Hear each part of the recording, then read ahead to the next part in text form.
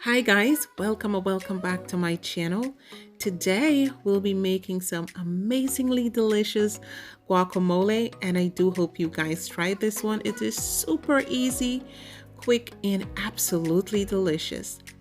So these are the list of the ingredients that we will be using, and they will be in the description box along with the measurements. So let's put this guacamole together. We're going to cut and remove the seed from the avocado, and then we're going to scoop the flesh in a nice clean bowl. Then we're going to add some red onions, some diced tomatoes, cilantro, jalapeno peppers, salt and pepper, and of course some lime juice.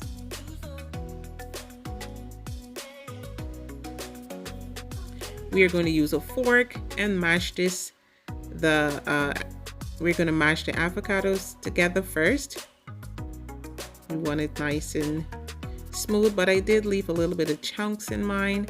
Then you're going to mix everything in well. The tomatoes, the cilantro, the onions, the jalapeno peppers, and taste here, and you can adjust your seasoning.